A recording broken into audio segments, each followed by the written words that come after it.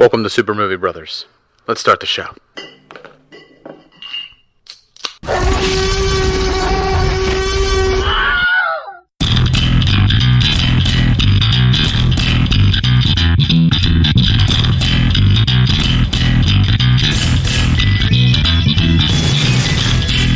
Welcome to Super Movie Brothers. I'm your host, Super Movie Brother Dave. I'm your host, Super Movie Brother Jay. And this episode, we are going to focus on what me and Jay got down to watching. Jay has a new indie film that he wants to bring up in What Are You Watching?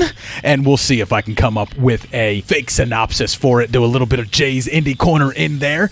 And then we're going to get into this week's news. So after this episode, within about 24 to 48 hours, we'll have the second part of this episode drop. That's where we'll do our movie homework, which was submitted by our patron, Dylan, for Rock and Rolla. And then we'll also have our review for the other Guy Ritchie film that we watched this week, The Gentleman. And then, of course, we will be counting down our top 5 contemporary British directors. So that will all be in the second part of this episode, which will drop just a few short days after this one. So before we get into that, I had a pretty busy weekend and week. It was my wife's birthday, and I went axe throwing, my friend. That's what my wife wanted to do on her birthday. Yeah, I wish. Just a few times. You know, they really shouldn't let you drink alcohol when you're axe throwing. This is something I learned. Because there's a few times where Lauren's walking back from getting her axe, and I'm just like chucking mine. And like at one point, I still have never done it. I didn't sink the axe into the wood, and it bounced off, and it like rolled like right to Lauren's feet. And she like looked at me, and she's like, "If you strike me down, I shall become more powerful than you can possibly imagine." What the fuck?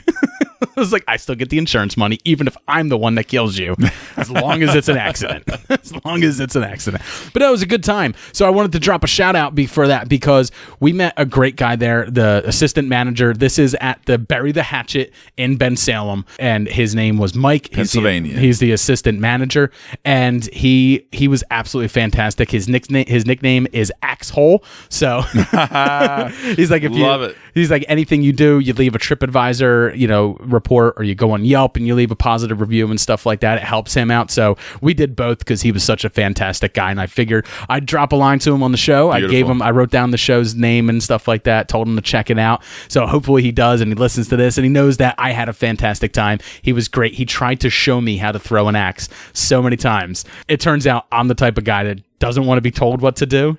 I just want to fucking do it and not think about it. Because Jay, the first axe I threw, he's like, all right, I just want everyone to throw it on their own. Let's see where your skill level's at. I pick up a hatchet, and I throw it one-handed at the board, and I'm not kidding you. This is not... I sunk it right in the bullseye. And he's like, oh, that's what's up. Right? And then he's like, you sunk it in a little high. You might want to step back a little further. And he's like, you might want to like follow through a little bit more and stuff like that.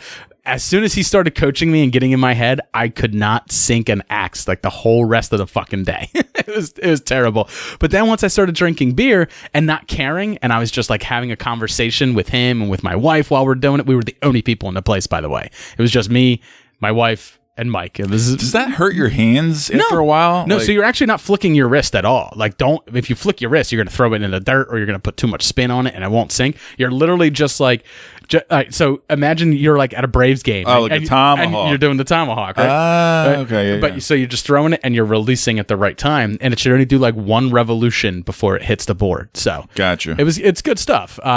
We had a lot of fun. I won most of the games that we did.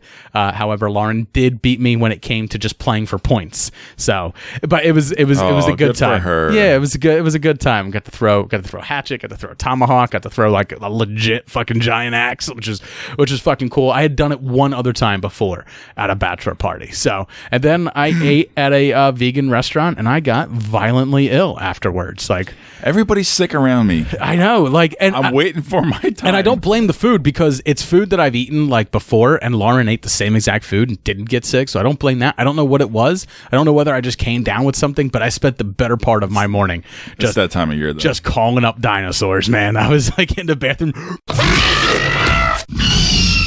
And when I throw up, like, I sound like a velociraptor when I throw up.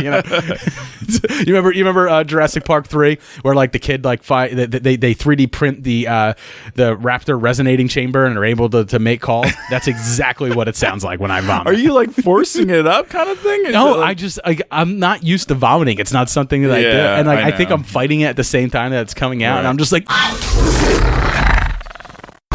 Hey, we all know you are a horrible sick person. I am. You're a big baby. I'm a big baby. I spent the entire day like in bed and just like I just schwitzing. Like I turned the heater up all the way because I was so cold, and then I fell asleep, and then by the end, like I was just a puddle of sweat. I was just but I started feeling better after I sweated out. So it's good. It was good stuff. So, but I was a bit busy week, but we had a lot of fun. So I believe Lauren put up some pictures of us axe throwing up on Instagram, so everyone can go over there and check them out. So that's what I got up to. Now, before we get into the rest of the show, before we start getting into what are you watching, Jay, we actually got a new iTunes review. We did. I want to thank Deshaun 7889 for leaving us a 5-star review. He wrote, "The Super Mario Bros are out of luck. The superior Super Movie Bros are here to entertain your week with podcast episodes." So thank you very much. Thank you very much. Yeah, appreciate it. It's good stuff. So yeah, I really want to thank him for doing that. It means a lot. We need the reviews. That's what helps us get found. That's what helps us get seen. So if you're enjoying the show, if this is your second episode, your third episode that you're checking us out, or if you've been checking us out for months but you never got over there and you never wrote us a 5-star review on your podcatcher of choice, then please make sure that you do so, because we sorely need it, and it makes us feel good. Look, I feel reinvigorated, and I've been sick all day, but just reading that made me feel so much better. Good enough to fuck your mother. Me too. Yeah, I loved it. It's like the best antibiotic is to have someone just fillet your ego.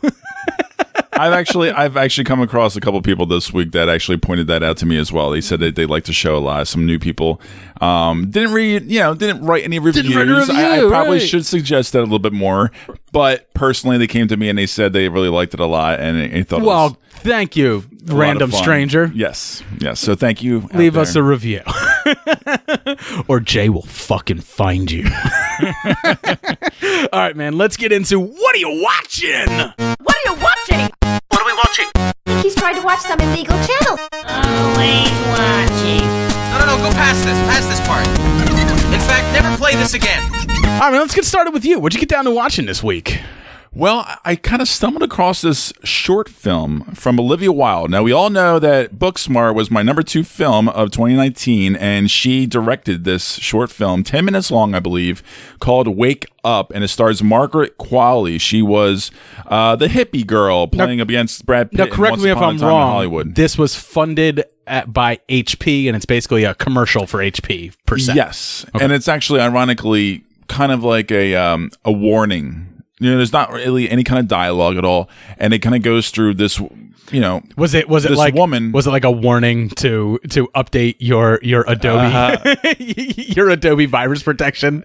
Essentially, to get your head out of the screen What the and live life. Look, HP, I use your products. You want me in your screen. So do I. You want me in your screen. That's my just job. That's my job. That's your job to make me want to be in the screen.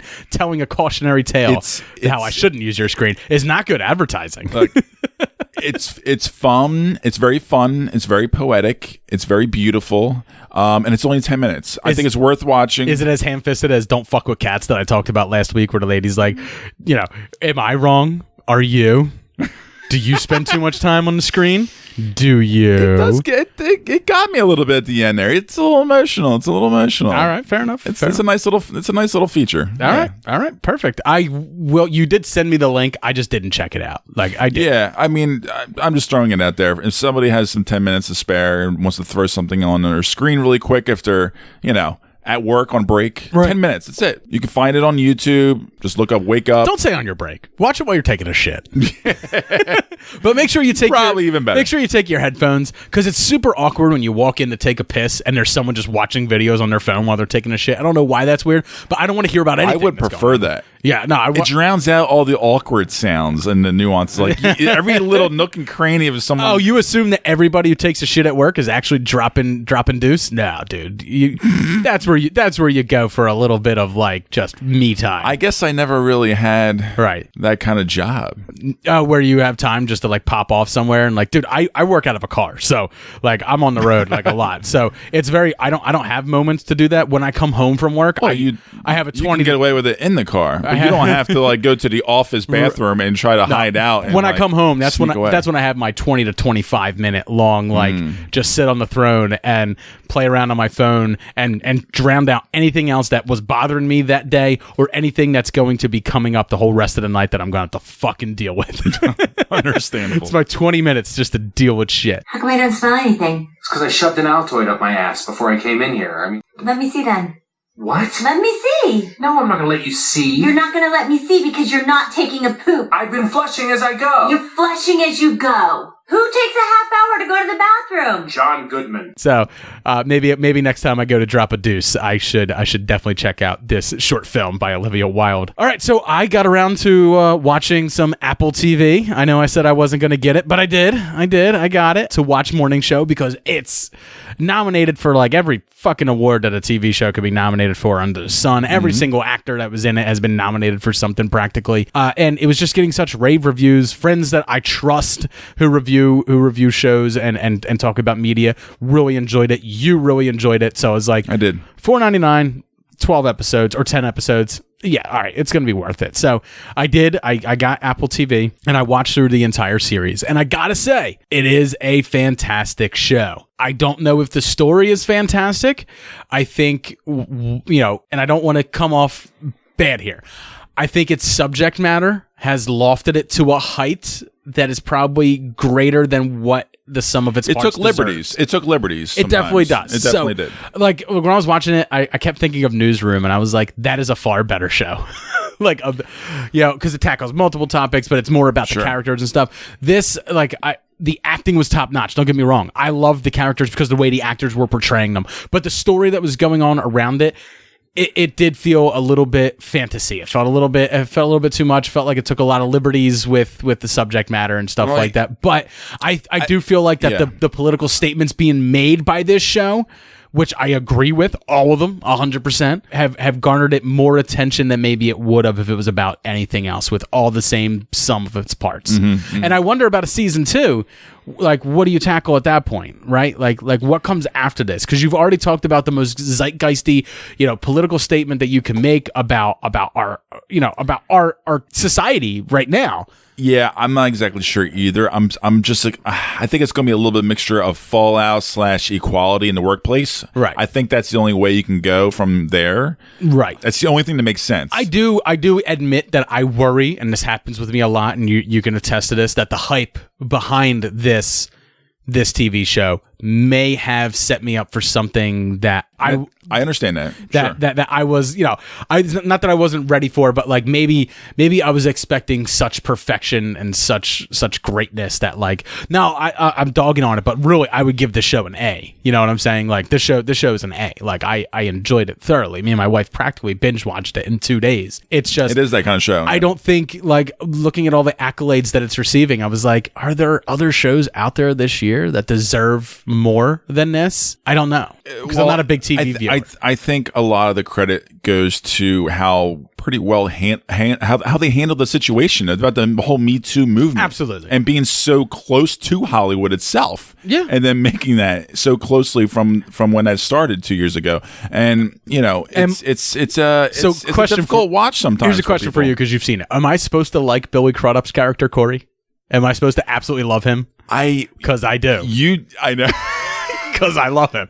He's a slime ball. He is a great, interesting slime ball. But he's on the right side of this for the wrong reasons. Oh, yes. But I love him. He's a mystery box that you just can't 100% figure out all the time. He's the president of entertainment and stuff at their network, and I love the scene, development or something. I love the scene where he's talking to all the people who just spent like all this money to make this show, and he's talking about how like sometimes you bring a guy up from the minors to show him that he can't do it. You pay all this money to develop him, and then you bring him up there and show him that he can't do it. So go home. That's what I'm saying. We're not picking this up for series. He spent like millions of dollars to develop this TV show, and then he goes on to tell somebody that it was perfect. It probably would have made millions. They probably would have made the network millions, but I just wasn't feeling it because his heart was too into the news, and he wanted to own it all.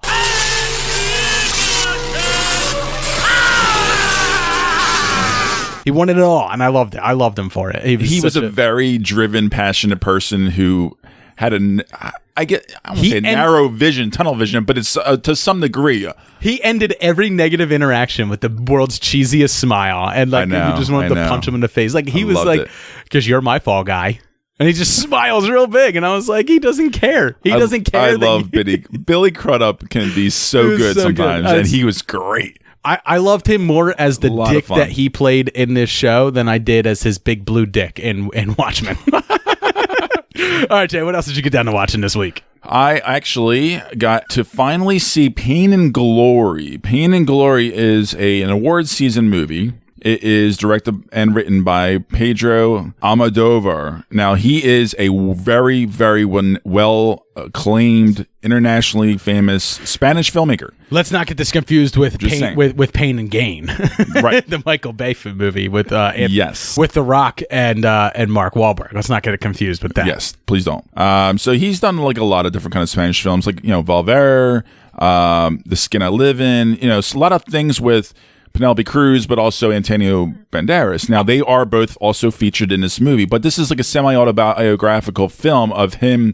playing so Antonio Banderas is playing the director, and he is older, he's renowned, he hasn't done much because he's got a lot of issues, and he's reflecting back upon his childhood, but also his development in his career and his depression and pain of his mother's death over the last couple of years. And it flashes back and forth between those different time periods. And it's one of those majestical, poetic films that is so well done and executed and acted. And it's just gorgeous, and I absolutely was shocked and surprised and loved this movie so much. It was really a nice little surprise. I certainly highly recommend seeing this movie if you want to go and check out a nice Spanish feature, and it is called Pain and Glory. All right, fair enough, man. I stayed quiet through all that. I've heard of this director. Antonio is nominated for an Academy Award. I've heard of Volver. I've heard of In Her Skin. Like it's like, oh, I've heard of these things. I've never saw any of them, so I can't add anything intelligent to your conversation. The Skin I Live In is the only other one I saw, and that's like a horror movie, a very interesting, weird movie, but like really.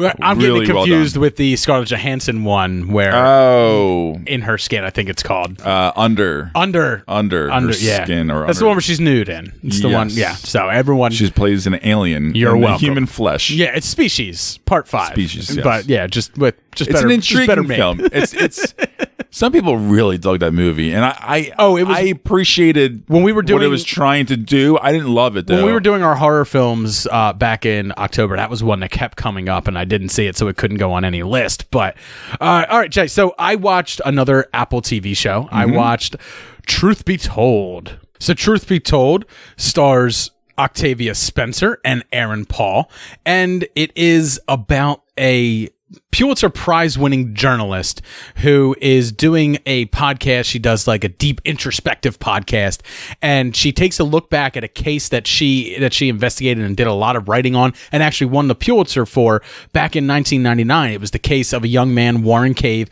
who was accused of killing his neighbor. And she went on a tirade on him, writing multiple articles about how terrible of a person he was and how he is basically the embodiment of not only white privilege, but also an evil monster. And she's the reason that he wound up being tried as an adult and locked in adult jail at the age of 17, forcing him to become Aryan Brotherhood within prison to protect himself. And she now wants to reopen the case because some new evidence came to her mind during an appeal trial that she went to go witness, and she saw something in a video there that made her believe that possibly Warren Cave, who's played by Aaron Paul, is innocent. and it follows them through this entire investigation and stuff like that. False leads, red herrings, and of course interpersonal turmoil on all sides. Both Aaron Paul's character of Warren Cave and Octavia Spencer's character of Poppy Parnell. So I gotta say, it's extremely melodramatic. The investigation, while interesting, is also extremely surface level. They don't get into the deep like a lot of investigative clues come to them by happenstance. She happens to know somebody who knows somebody who was involved with this case back in the day. Okay. There's a lot of that stuff, and there's even a scene that really bothered me a lot. It's towards the end where her and another character, who I'll leave nameless not to spoil it, go basically find a important piece of evidence, and they dig it up and they take it out of the ground, and they're touching it and they're looking at it.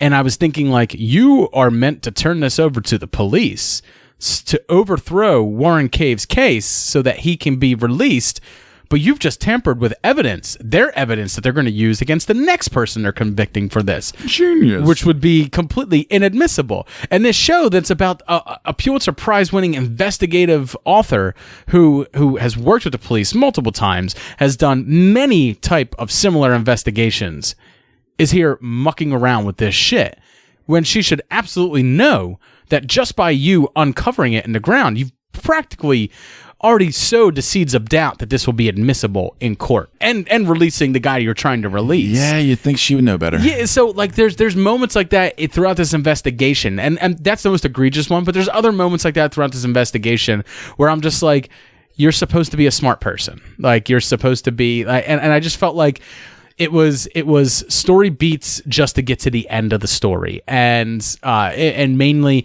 the story they're trying to tell is about their interpersonal stories. You know, Octavia Spencer's character, her relationship with her family, and Aaron Paul's relationship with his family, and it's all about fucked up families. Right. But I never felt any of that, man. The only thing I cared about was the investigation, but that was so regulated to B-plot that I just wasn't down with it. If it was wonderfully acted, I might have liked it more. Octavia Spencer was fine. Aaron Paul was pretty damn good in it. It just sounds like everything is just fine. Yeah. And some character choices just didn't make sense. But it's also like, it's also very of the time, right? Where true crime podcasts are like ruling the airwaves. And that's not me speaking from a place of, jealousy and hate over the amount of listeners that true crime podcasts get. Jealous? Well, no.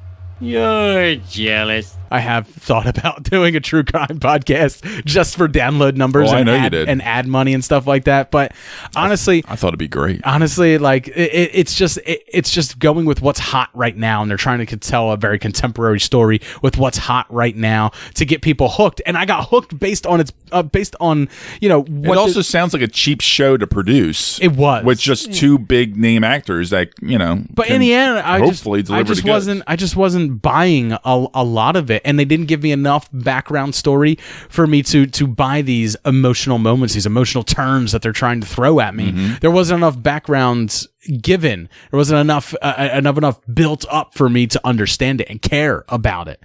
And in the end, it was 8 episodes. They're roughly a half hour to 40 minutes each, so it's not a terrible waste of time, but it did wind up eating up close to 5-6 hours of my sick day. I watched it all in one day, and when I was done, I was hoping that like by the end I would be like, that was great, what a twist, but I saw the twist coming back in like episode 5, so you are good at that. I'm too good at that at times, but I just wasn't sold on it. I don't think that, as far as Apple Plus goes, you're getting it for the morning show so far. That's what I've seen. That's what you're doing. All right, Jay, anything else that you got down to watching this week? Yeah, actually, I got another movie I saw. I heard about over the last probably a year, maybe even 2 years. And I saw it come up on a couple of our friends' lists of their top movies in 2019. And they finally caught up with it. And it's called Climax. Why is this a movie that is part of everybody's top list? Because I honestly, it's you mentioning it right now, this is the first time I've even heard of this movie, which means I'm a terrible movie podcaster. But, that's already been known. He's done Enter the Void. I've seen that. Yeah. That's a horror film. Well, this one is kind of a horror film as well. All right. He's done Love. Love was is that movie that actually was very well known because it was 3D and there was actual sex and you see an ejaculant come at the screen in 3D. I've heard about that, and that's the one where they couldn't use the real actors for that because of the Screen Actors Guild. They had to actually bring in porn actors to do that. I think that was Nymphomaniac. Who cares? I think this was actually like Jay, real. Let's be clear here. Sex, by the way. I'm just saying. This belongs. It's very French. This belongs in a completely different segment. Not what are you watching? This belongs in Jay's Indie Corner.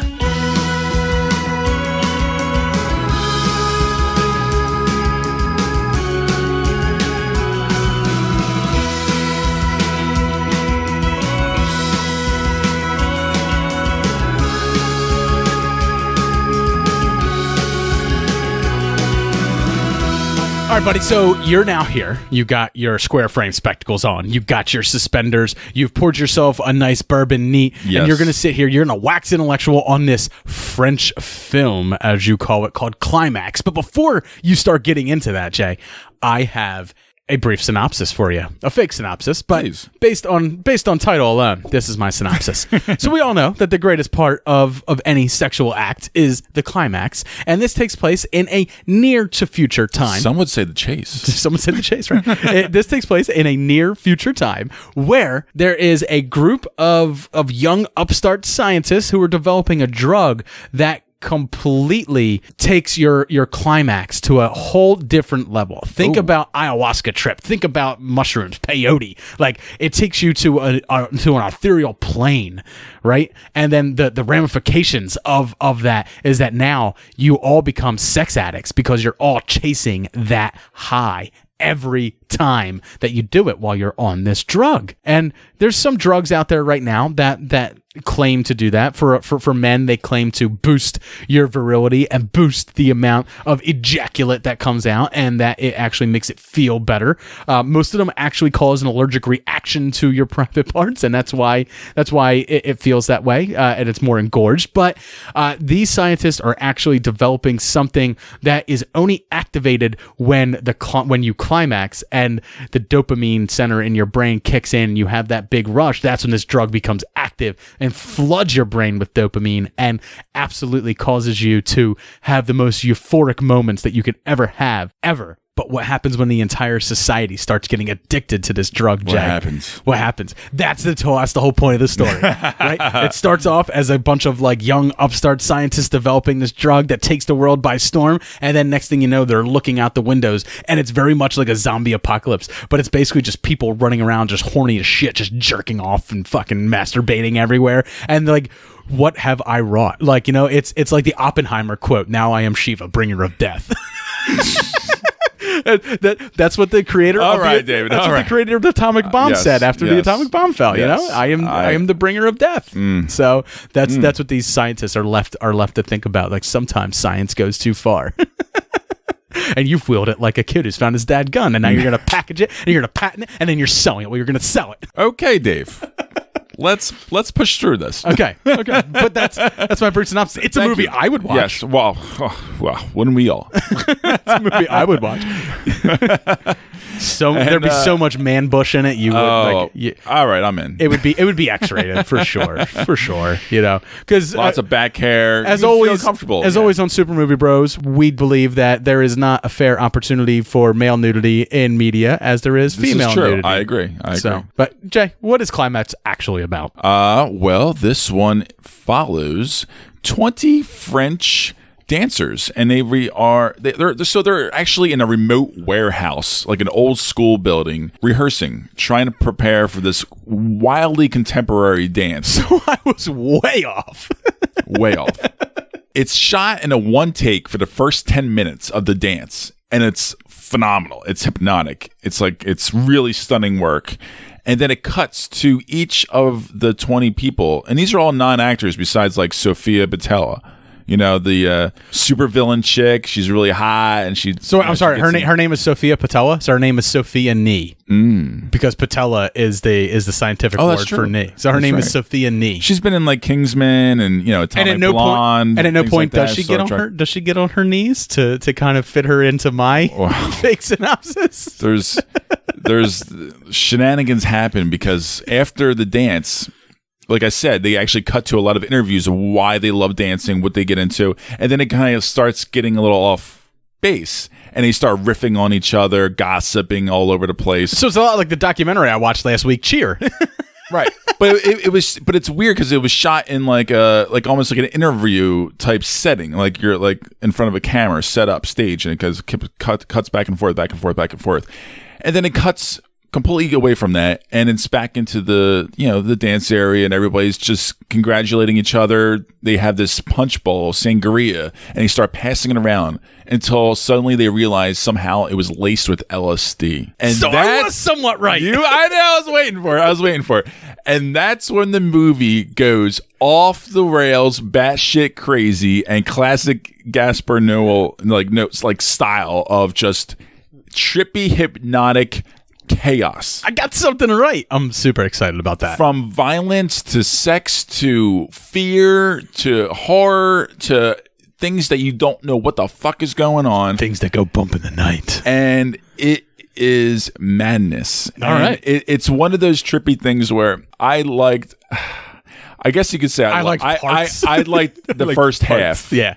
And then it just goes so sounds like you and I would be opposite. I would like the second half, and you would be like, you like the first half, where story means something, and in the second half, where it's like, nope, everything is just fucked up. But Enter the Void is very much like the same way. It's like, obviously like a horror movie. Yeah, and you're right. And it's certainly mesmerizing. It's one of a kind type of film, and I understand why it was on some of those guys' lists. I want to say it might have been actually on Justin from Epic Film Guys list, and I think somebody else. He's a big horror aficionado. I think somebody else as well. And In Session Film Podcast, maybe. Right. I can't remember who it might have been. It was somebody else. Don't worry. But anyway, it was we already dropped plugs for ourselves on this show, buddy. One of a kind film. I would caution anybody who goes into seeing this film. But if you're inclined for a very trippy experimental horror film, French film, check out Climax. All right, man. Fair enough. So, other than that, the last thing that I watched this week, and I'm going to be extremely brief with this, was I watched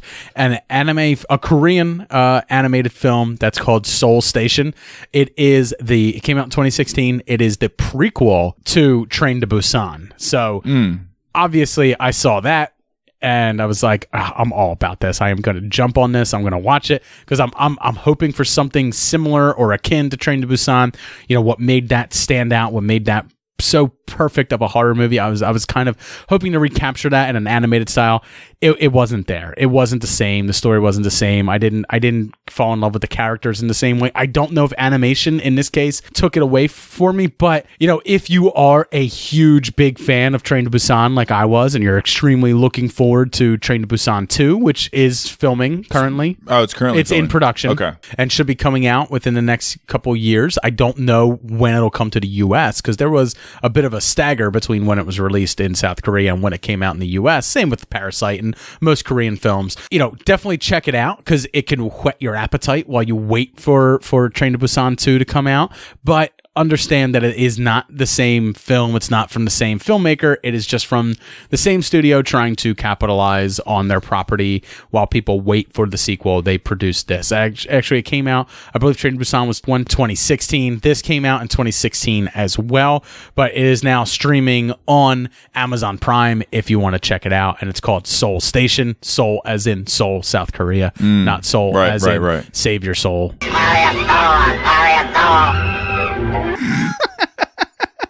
All right, Jay, that's going to do it for what we were watching this week. It sounds like you had a much better time watching things than I did. A lot of middling things for me other than the morning show, which I do think everyone does need to check out, especially going into the award season. You want to know why all these people are nominated. It's for damn good reason. So let's head over, Jay. Let's get into our news. Oh, yeah.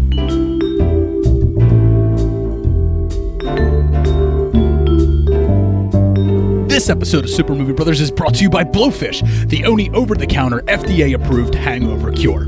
We've been using Blowfish for years, and it works great after a long night of drinking. You work hard during the week and deserve to blow off some steam on the weekends, but you don't have to suffer the Sunday morning hangover blues if you use Blowfish. So head over to forhangovers.com, that's F-O-R hangovers.com, and use the promo code SMBFish at checkout to get your discount on the miracle hangover cure. Now, back to the show.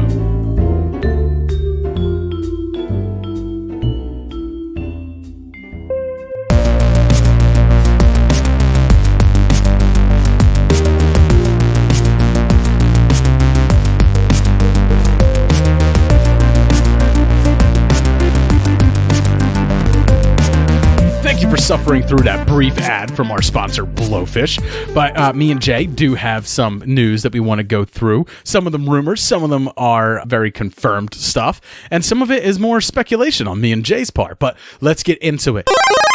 So, Jay, the first bit of news I want to talk about, it's more Star Wars. I'm going to try to put all the Star Wars, I'm going to load level that up front, and then we'll get into the rest of the news. So, first up, the trailer for the final Star Wars The Clone Wars series has dropped. So, the Season 7 to Clone Wars, which is the finale to Clone Wars, it will be premiering on February 21st on Disney+.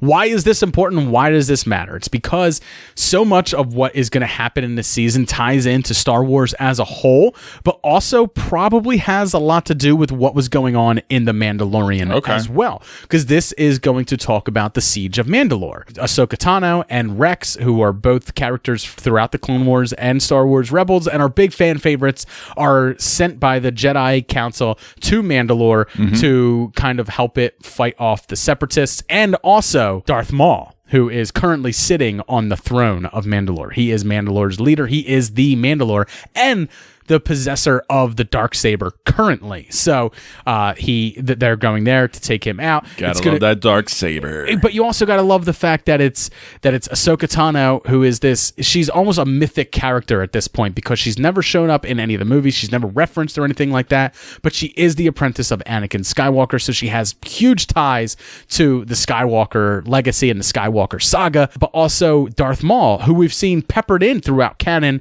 for a long time. We've known that from the beginning of the Clone Wars. The Clone Wars brought him back in season 3 or season 4. He got brought back to life. He amassed this power of all the crime lords and everything like that, took over Mandalore, killed Pre Vizsla, the leader of Death Watch, and we know that Death Watch were those that rescued the Mandalorian from that series. So there's going to be ties in there to it, and that's why it's kind of a little bit important. But also, Jay, it's one of my favorite pieces of Star Wars media in the past couple years.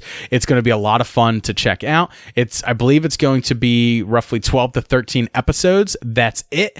But what I love is that it is, I mean, it's kind of like the end. What it seems like, based on this trailer that we've seen, I'm not going into a full trailer park for it, is a lot of scenes are mirror images of scenes that happened in Revenge of the Sith, just seeing it from a different character's point of view. So a lot of this is going to tie into Revenge of the Sith and lead up to that Order 66 that is given. And of course, Rex is a clone himself, so we're going to find out how he removed his behavioral chip and saved Ahsoka Tano, allowing her to go on in the Star Wars legacy. And we still don't know whether Ahsoka Tano's dead yet or not. We did hear her voice in The Rise of Skywalker. However, Dave Filoni, the creator of the character and the creator of this series, was like, that doesn't mean she's dead. That doesn't mean we're done with her. That doesn't mean that her story can't go on. Right. So it's going to be interesting to check out. And if you've been a big Star Wars fan and a big, Clone Wars fan, you're definitely going to want to check this one out. Soon, the galaxy will be remade. The Jedi and the Republic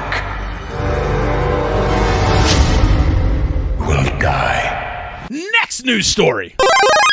All right, Jay, keeping up with the Star Wars vein, we did a brief news story last week about Colin Trevorrow's script, which was called Duel of the Fates. First off, love that name. Love that it was called Duel of the Fates. Homage to the song that John Williams did for The Phantom Menace. It's that awesome bum, bum, dun dun dun during that Darth Maul fight. Oh, it's a badass song. It's an awesome title. Colin Trevorrow took to Twitter, social media, and he did confirm that leaked script was his script. That is what he was planning. There was a lot of things that were different. Emperor Palpatine was involved, as we said last week. However, he was involved in a hologram. But the most interesting part is, to tie into Clone Wars again, they would have ended the movie on the planet Mortis, which is a planet that kind of exists outside of the known galaxy, and it is where the father, the brother, and the sister live. The father is meant to keep the balance, while the sister is the embodiment of light, and the brother is the embodiment of the dark. And they would have both been there where their powers are heightened, and they would have fought. And it would have been extremely interesting, but its deep lore into Star Wars probably would have been too much for a lot of casual fans. And I don't say that as a negative way towards anybody who only enjoys the movie, because a fan of anything is anyone who enjoys it and champions it and loves it. So I don't say casual fan, but the fan of the films, it would have been too deep into Star Wars lore for them to really go along with it. But there was going to be a lot of differences instead of... Which is a thing, you know, right. Especially with all the side projects going on where it is for the fans, for the lore. Right. Instead of the dagger that they used to find, you know, the Sith Wayfinder, that would have been the dagger of Mortis, which was an artifact that was carried by the brother. That was his weapon, you know? So it was going to get super deep into that stuff. But also, it definitely, I think I would have enjoyed the character development that they were doing for the characters in that more so than I did in The Rise of Skywalker. However, I still think that the story that they would have given us would have had just as many detractors, just as much complaining. It doesn't matter what side of the fence you sit on. Whether you would have preferred Duel of the Fates or you preferred Rise of the Skywalker, it still probably would have been a 50-50 split in the end. I read through that script, and I've watched a lot of videos that break it down and stuff like that. I probably wouldn't have been happy with that one either. So no matter which way they went. And the big reason for this is that script heavily involved Leia, and they just couldn't make that happen with Colin Trevorrow's script, and he was not willing to put the work in, I guess, to change it, and he was just having some fights. Obviously, we know that Kathleen Kennedy was the one who said, you have to bring back Palpatine, and he just wasn't willing to shoehorn that into his script. He didn't want to tell that story. So he walked away, mutual split. And J.J. Abrams came in, took over, was willing to throw that classic into Hollywood business, creative. It is. You know, these things happen. It's going to happen, and obviously, we've seen from Disney that like losing directors and stuff isn't the end of anything, because we know that Doctor Strange 2, Multiverse of Madness, has lost its director. So I know. There's a lot of, I mean, it happens all the time now. Where, and I actually prefer it. I prefer it for a creator and for a company to go, you're not meeting with what our vision is, and you know, you or we're not meeting what you want to do, and everyone just parts ways. I enjoy that more than forcing somebody to do something they don't like. We've seen what happened. They did that with Fox movies for a long time. You know, we saw the way X-Men Origins Wolverine turned out, where Gavin Hood, a fantastic director, fantastic writer, comes in to tell a very human story. He wanted to tell a story much like Logan became, that James Mangold made, but in the end the studio jumped in and had too much to do with it, and no one walked away, no one parted ways there, and it just wound up making a terrible movie. Where I think if you bring in someone else who's on board with you, if you have things that like, I'm not going to move on this position, this is going to be the story that we want to tell as a studio, can you do that? And if the film creator says no, then it's fine to walk away. I don't. Of course. At this point, it's now become like, when I see delays, like, oh, this video game's delayed, this TV series is delayed, which we'll get into next. I don't get afraid for it anymore, because I feel like it's now more time to make it better. Sure. I think people are no longer afraid of that kind of stuff, because initially, way back when, before all the social media and technology, people were not aware of all the little nuances that were behind the scenes of making movies. We've talked about it before. You know, reshoots are almost on every film, you know, especially big movies. Gone are the days where we knew... It's not necessarily a bad thing. Gone are the days when we knew a movie was coming out 3 months before it came out, because we saw a trailer for it in the movie theater. Right. Those days are gone. Boy, the way the Bee Gees played. Movies John Travolta made. Guessing how much Elvis weighed. Those were the days. Disco Duck and Fleetwood Mac. Coming out of my 8-track. Michael Jackson still was black. Those were the days. I do miss that. Right? That feeling, you know? Ugh. Next news story. All right, Jay, the Obi-Wan series has had a production delay. So uncivilized. However, Ewan McGregor says he does not believe that it's going to affect the release date of it. They are not going back to the full drawing board, but they are going back and they are going to tighten the script up. Fingers crossed. Yeah, Ewan McGregor says he was very happy with the scripts that he's already read through and everything like that. But if they want to take the time to refine everything, I think what they want to do is something is going on in Star Wars canon that they want to fit into it. Exactly. I was just going to say that. I think they're trying to rethink the possibilities of linking the other side series with other series, possibly, or at least just having that kind of breadcrumbs. I love how you so in. casually say series as if that's a word. Series. Shut up. Series is already plural. All right. Breadcrumbs. That's what they're trying to do. That's exactly I think they're trying to work in breadcrumbs. That's really all it is. I think you're right. Next news story. So we've talked about Bill Murray being in Ghostbusters Afterlife a bunch, so much so that we all pretty much just assumed it was a fact that he was going to be in it. But it wasn't until a Vanity Fair article came out back last week that it was confirmed that he was going to be in it. They did an interview with Bill Murray on the set. Apparently, they could not talk about anything that was going on. The interviewer had to sign a non-disclosure agreement about everything they saw there while interviewing Bill Murray. However, Bill Murray is on board with the script. He's on board with the story. He's enjoying everything that the way that it's going. And it was the script that got him back there and to do it. They did mention that Bill Murray may or may not have been in a flight suit while doing that interview, which would make you believe that he does at some point don a costume again in the story. And the interview that was taking place, what was going on in the background was apparently a major action scene that takes place during the climax of the film, which is why they were not allowed to talk about it. But they did mention that there were some people around there that very much had a lot to do with the old Ghostbusters. So Ghostbusters, it just sounds like it's all fan service, this film, and I'm okay with that. That's the only way that you're going to make money on this movie, is to just be fan servicey. I think that's part of the reason why 2016 Ghostbusters wasn't, because it wasn't fan servicey enough. It didn't get the geek boys pants stirring.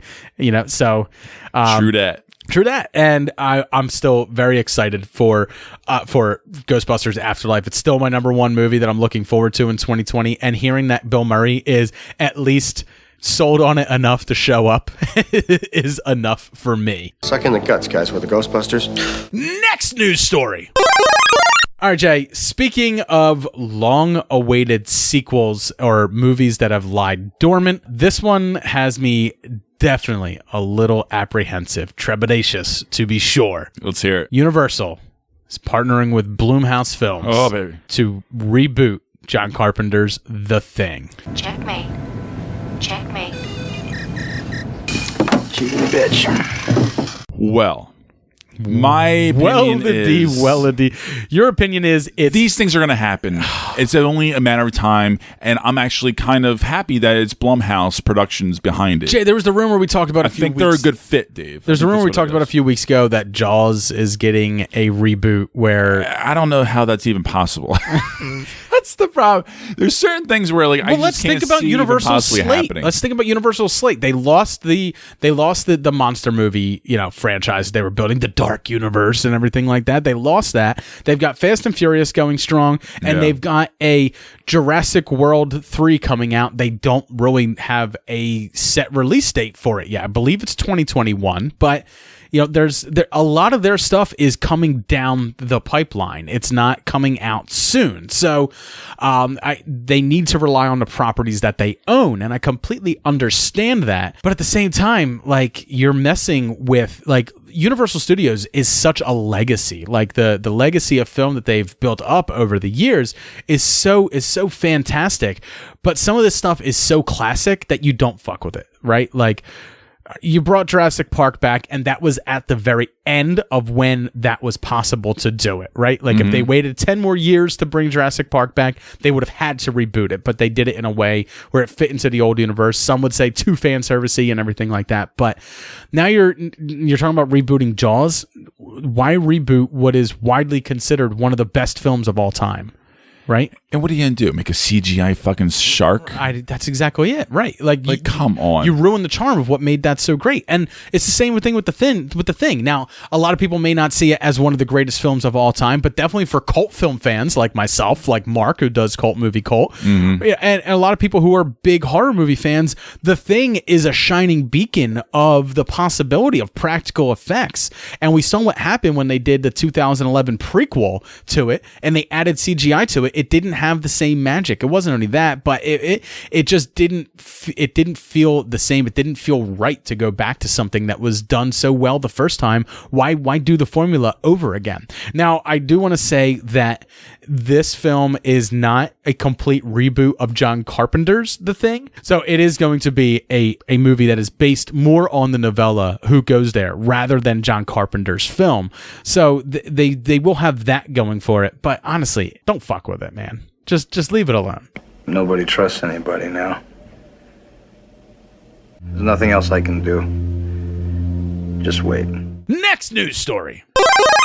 All right, Jay, so we know last year we got Bumblebee, which was actually, for me, I have not liked the Transformers franchise really since Transformers original movie. That's the last one I liked. Me too. Bumblebee I felt was like a breath of fresh air to the franchise. I really enjoyed its blend of comedy, its cuteness. I still haven't seen it. It's free on Hulu. And I know. I just haven't gotten around to it. But it did feel like kind of like a cutesy story that takes place in like the Transformers universe and stuff like that. But I like the character of Bumblebee, and I didn't think it was any type of masterpiece or anything like that. But I had fun with it. It was whatever. They're not done with it yet, though, Jay. They're bringing it back. Paramount Pictures, wants to develop 2 new Transformers franchises. They have 2 scripts in the work.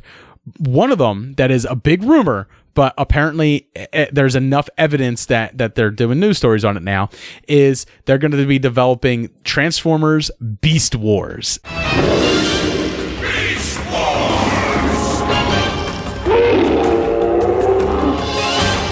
Into its own franchise. Now, Beast Wars was a cartoon that existed between 1996 and 1998, and it reimagined the story of the Transformers, but instead of them crashing in contemporary times and becoming trains, planes, and automobiles, all that stuff, the reboot of it would be them going into prehistoric times. Oh, God. Megatron is a giant T-Rex, and Optimus Prime is a silverback gorilla, and, it's a good time.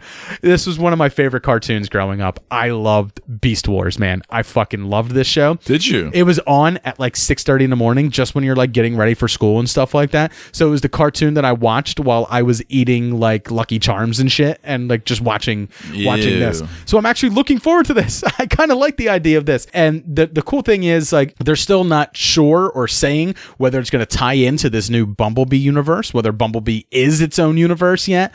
They're still playing with it. Yeah, they're still playing with their formula here now, where they're not sure whether everything's going to be one universe going forward. I never heard bad things about it. I just heard it was either fine. It's fine. Or it was good. It's exactly what it is. It's fine. Hey, I'm fine. I'm fine. You know what fine stands for, Wade? Fucked up, insecure, needy, and emotional. According to the Kubler-Ross? Yeah.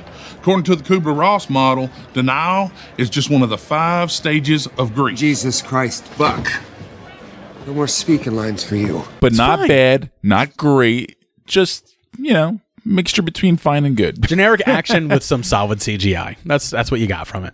Yeah, well, but not the bloatedness. And John Cena. No. Not the empty bloatedness the 2.5 hour of the Michael Bay shit. You know why you knew what was going on, Jay? Because you were following one Transformer. And you knew, and he's bright and yellow. And you knew that was him in that fight against the red one. And less big and shiny, a little bit more grounded. Exactly. But like more big and shiny, I would say. But like the reason it worked is because they're following the Gen 1 Transformers in Bumblebee, which were all far more brightly colored. It was less realistic. It was a little bit more cartoonish and stuff like that. And I think that lended to the Transformers property more so than 2, 3, and 4, 5 of Michael Bay's, other than 1. I still enjoy 1. But I look forward to this. I look forward to seeing what they're going to do because Transformers is a property that I grew up with as a kid, and I want to root for it. I don't want bad things for it.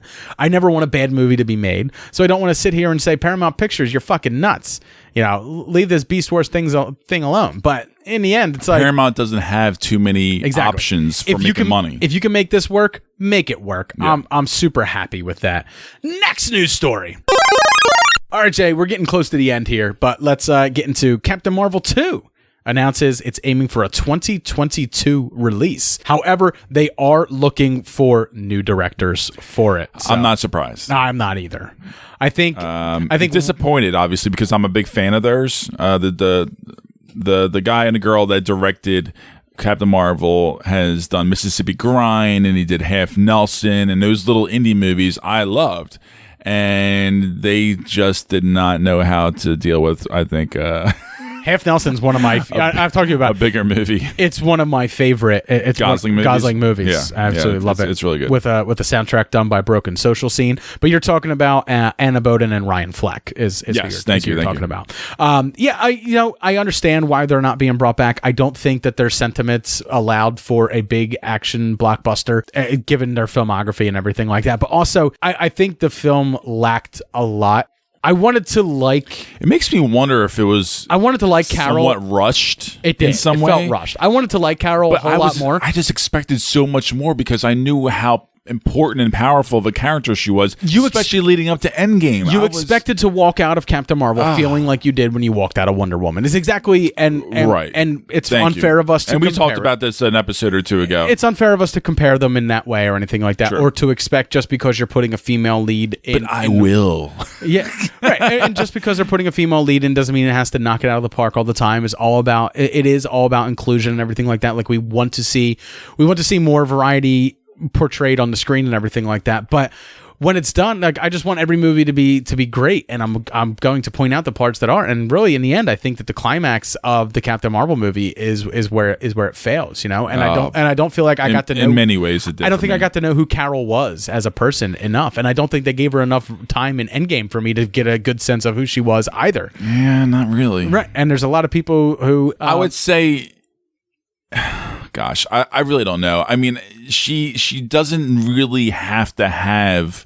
She's kind of like a Captain America-esque, where she's very, like, straight. No, I wanted her to be that, because Captain America's not one note. I mean, when you get into his solo films, there's a lot of in-depth character moments that you get with him, but you don't get them here with Captain Marvel.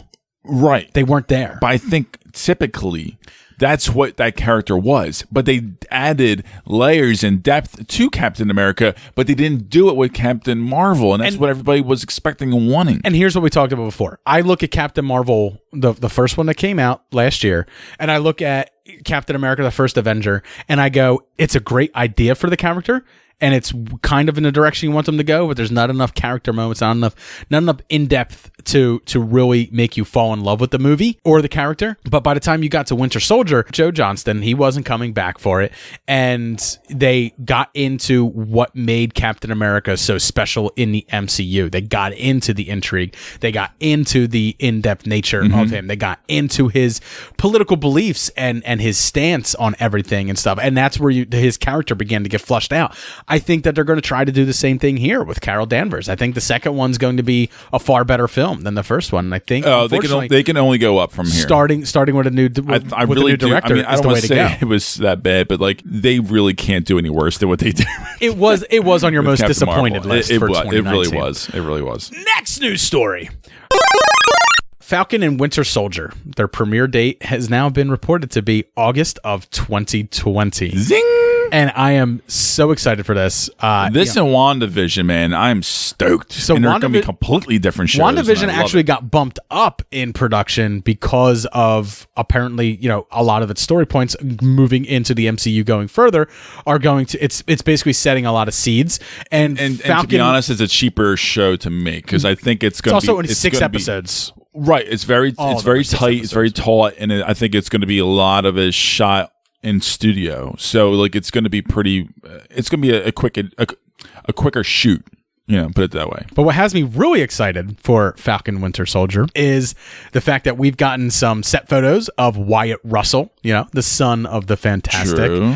Kurt Russell, playing Walker, he's playing the new Captain America, essentially. And we actually know that the shield he's holding in those pictures is Captain America's shield because it has the 4 notches in it that were in the shield that he gave to Sam. So at some point, we know that the U.S. government must either replicate it down to a T or take the shield, because it is owned by the U.S. government, from Sam and give it to him, who will go on to be the U.S. agent. But here he's playing Captain America. But there's a lot of fun little nods to who U.S. agent is. Like the costume that he's wearing is very reminiscent of Captain America. However, it has the A up over top of his right shoulder, and it's got the stripes going down in like a square pattern, and it's very reminiscent. Go look up pictures of U.S. agent, and instead of black, replace blue, because his character always wore black, red, white, and blue. But in here, it's red, white, and blue and stuff like that. And I'm looking forward to this because it gives me a little bit of intrigue. That's a big Marvel deep cut, is to be like, oh, that was big. We're bringing in U.S. agent. And by the way, it's one of Dave's favorite up and coming young actors, Wyatt Russell. I know. This is big. This is really big. So like, he's the only thing that I liked in Goon 2, but also he was fantastic in Overlord, which was on my list for top films of 2019. Yeah, I've seen him in a couple Overlord. things. Usually he plays he was either in that, like an angry guy or like a stoner hippie dude. He was, a couple things. He was in that Richard Linklater baseball movie, which I can't remember the name of right now. I'm sure you're going to look it up, but it doesn't matter. He wasn't a big role in that. But what I really loved him in was Everybody Wants Some. I want some too. 2016 movie. Yep. So he was also in that Black Mirror episode where he played the guy who went into the video game, and it was one of the only Black Mirror episodes that I liked that season. Like that it came back and it became a solely Netflix produced show. He's choosing good projects. He is. He's really doing it. He's right. getting himself into like geek stuff, but he's also getting himself into culty stuff, and I like it. He's really I'll tell you, I'm like giving I'm giving him a lot of credit for picking and choosing projects the right way. A lot of diverse stuff, a lot of interesting stuff, small stuff, bigger stuff. Right. That's the way you got to do it, man. I'm excited to see him in Captain America, and he's good. He's not just some actor's kid, right? Like, he's a good actor. No, and that's what gets me. And he's also like, what I loved about him being in Goon 2 was that he was a hockey player. He was a college hockey player, so like he knew how to skate. He knew more about playing hockey than most of the people did that were filming that movie, which was great. But yeah, I really like him as a personality, as a person and stuff like that. So I look forward to seeing him added to the MCU. I like what adding him, because the U.S. agent has both been a anti-hero, hero, villain. Like, he's had multiple roles within Marvel Comics that I'll be excited to see how they develop his character going forward. I wondered at some point, Jay, whether they were kind of setting us up for like a West Coast Avengers type thing, where like an Avengers B Squad, where he would be the Captain America role on that team. But we'll have to watch Falcon and Winter Soldier to get out. But it has so many implications that I'm extremely excited for it. Guys, look, I'd love to keep this up, but I've only got one job here today, and I got to impress Mr. Stark, so I'm really sorry. What? You couldn't have done that earlier? I hate you. Next news story. RJ, final 2 news stories, and this one fills me with so much joy. I am absolutely in love with this because it is Gibson, Glover, and Richard Donner returning for Lethal Weapon 5. Can't believe it, and I love it. I know. Just tell me Shane Black is writing it, and I'm on board. Like, Richard Donner's directing, great. At least co-write. Do something. Be a part of it. Executive produce. Whatever. But I'm excited for this. Why am I excited? When I just gave a whole bunch of shit for Universal. Honest, there's no way that they wouldn't have been a part of this movie if the script wasn't good. I really do believe that. I don't believe that at all. I believe I've seen some films that Danny Glover's been making over the years. I think he just wants and Mel might be just trying to get something back into Hollywood. Mel is always trying to fund his next directing project. Always. All right, then I'm completely wrong. Yeah.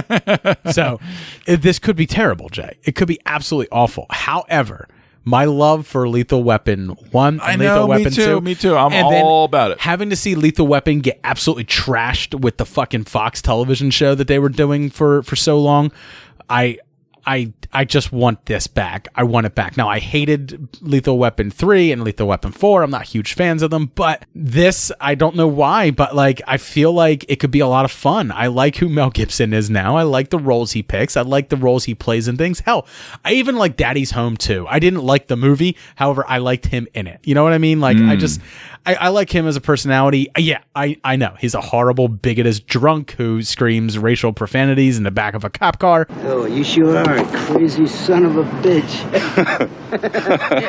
You think I'm crazy? Yeah. Are you calling me crazy? You think I'm crazy? Yeah, you want to see crazy? I'll tell you.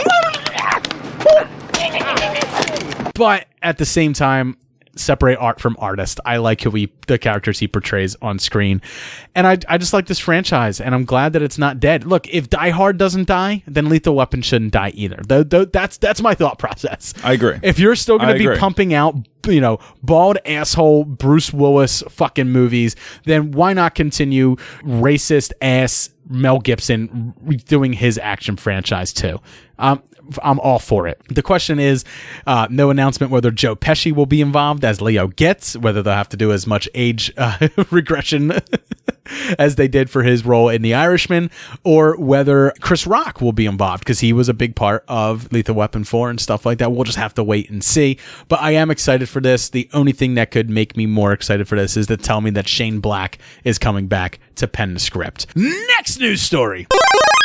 Jay, final news story. I saved this for the end because this is one of our favorite things to discuss. This is more Hollywood business. And we started the show talking about how streaming services were going to replace, cable television and the way we watch movies. Here we are 3 years along in the show, and we were right. There is now so many streaming services that you never actually need to turn to your cable box ever at all for any reason. If you never even want to leave your house, you can still enjoy movies. So we were right in our assumptions back then. That Hollywood climate has changed, and very quickly. And we weren't like some guys who were coming up with that, and we weren't the first to talk about stuff like that. But we were one of the first ones to be firm believers in that, and that was the course that it was going to go. Well, what if I told you that one of the most storied movie studios in all of history might possibly be bought out by a streaming service very soon? You shared this news story with me. I did. So Netflix and Apple are in talks, Metro-Goldwyn, to purchase MGM Studios and acquire films like Bond and Rocky. Yeah. It's big news, especially if it happens, right? This really kind of fucks with me a lot. It does. I have a lot of mixed emotions about this. I mean, it's one of those kind of things where, like, well, here's the thing. We know that I'm not surprised. We know that for the last Bond movie, we did a news story, almost 2 years ago, that it was before this new one is filming now. They couldn't find anyone to distribute it. They couldn't find a distributor for it. MGM was making the movie, but they couldn't find anyone to distribute. I think they had ended up going with Paramount Pictures or Sony Pictures, one of the two, to distribute it worldwide. Yeah, one of them. Yep. So like they are a studio that can't afford to distribute themselves any longer. Like I'm not surprised at all. That's about the that dire, part, but that's that the part of dire it nature. It takes that a lot of political power. I know, and other stuff, and money. But that's the dire nature that they are in. Yes. Yes. They don't stand toe to toe with any of the big three or four. It's old crusty Hollywood execs that are holding on to that MGM stuff, but this is a big deal because they've talked about doing a. They're dying. Yeah, I know. They talked about slowly doing bleeding out. A Creed 3, which now, if this buyout happens before that is in which again development, doesn't really make too much sense in the whole. But that would go directly universe. to Apple TV or to Netflix. That would be a direct to Netflix film. Think about that. A movie with Michael B. Jordan that had two literal blockbuster hits would now be coming to there, and any Bond like going forward, that's even bigger. Could possibly be a streaming service thing. Now, do you worry that might water down your Bond films? We know that this is supposedly the end of Daniel Craig, and we know they're going to be rebooting Bond after this, most likely, which will be of course, and that's 5 years down the line. That's the evolution of it, and that's what I like. It's always been, yeah. But as long as I can see it in theaters at some point, and the fact that they keep up with the same pattern of all the other bonds, as far as like every 3 years or so you get a new film. Just like have MGM, like 4 or 5 movies each, and that's it. Just like MGM needed to find someone to distribute it. It doesn't mean that Netflix still can't produce these movies and then find someone to distribute it to theaters for it to have sole streaming rights on their platform later on. Well, no, so they have the power to put the movie out as long as they want. The Irishman had a wide release. 30. What was it? Only for a month. Yeah, it was not for long a month at all. and it was like 1,000 screens or something. And like Scorsese had to negotiate that. Yeah, like that was in the contract. So that just goes to show that they really don't want to put it in the theaters at all. No, and they only want to do it specifically only for awards consideration, and that's it. So, the fact that Scorsese was only able to get a month and it barely came out to our local theater, fuck. It was there. I balked on seeing it. Not long. No. Not long at all.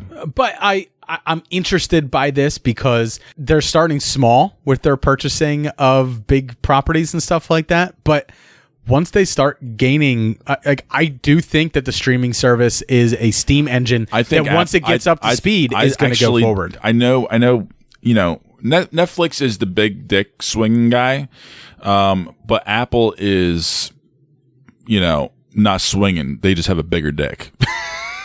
They have more money, and I think if they really do want to pack a punch and start breaking the mold a little bit and start standing out a little bit more, I think they have to kind of go on a limb and buy those guys. So, I really do.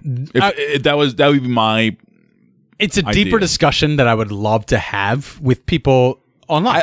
I need to know a little bit more information. That's all we pretty much got. What we just talked about was pretty much all that's been unveiled. Yeah, for the most part. The article we read on Collider it's very brief. It's less than 400 words. It's not a big article at all. But I do want to know. It's still in the works. It's very early. I do want to know other people's opinions. But this is the way the news story started breaking that Disney was looking to acquire Lucasfilm for a couple $1 billion, and here we are now, sitting 5 years worth after the that investment. Look what they've done with it. Sitting here years after that investment, 2013, that investment went through. Where they purchased that, and now we just got the final film of Star Wars. There's a whole goddamn theme park now, and you were on it this year. Jesus, so good. But if they purchase this, it means it's changing how we view even the properties that have been mainstays in the theaters as well. Rocky and James Bond are huge properties that have been in the theaters for years. And that's what really breaks my heart, because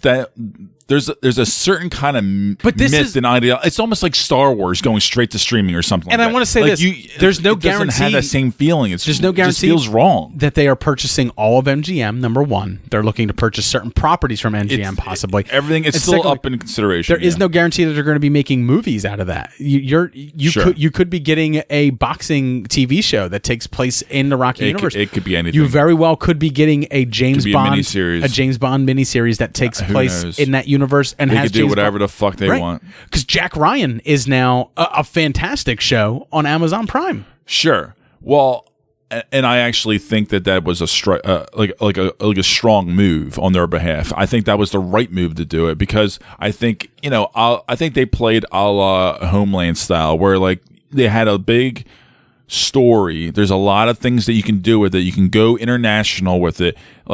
There's a lot you can say with espionage, the Jack Ryan, intrigue. World. And you technically, you can do that with a Bond movie too.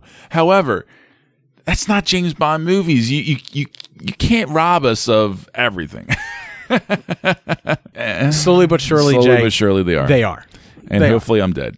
But you and me are different. I enjoy watching movies at home more so than I like going to the theaters. I do believe that things like 1917 and big blockbusters need to be seen in the theaters first. However, I don't mind watching smaller films.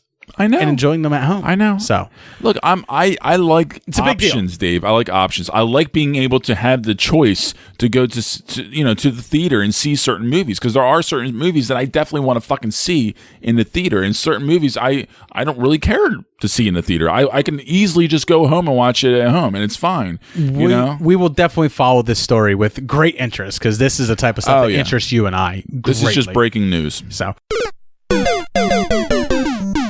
So that's going to do it for Super Movie Brothers today. If you would like to keep up with the show, you can follow us on our social medias. Jay is over on our Facebook, Super Movie Bros Podcast over there. I have run the Twitter. That is at Super Movie Pod on Twitter. We also have us over on the Instagram. It's super_movie_bros on Instagram. And of course, if you're enjoying this show and you would like to get more content, please consider joining our Patreon. You can join our Patreon at patreon.com/supermoviebrospodcast. And of course, if you are enjoying the show, but you don't want to support the show monetarily through our Patreon, you can just head over to your favorite podcatcher that you're listening to us on. You can subscribe so you can catch us every week so you don't miss things like when we do a 2-part episode like we did this week. And also leave us a review there if they allow you to leave reviews. Every review helps us get seen, helps put us on those charts so other people can find us, and it helps the show grow. So I want to thank all of you for listening. Have a great one. Cheers.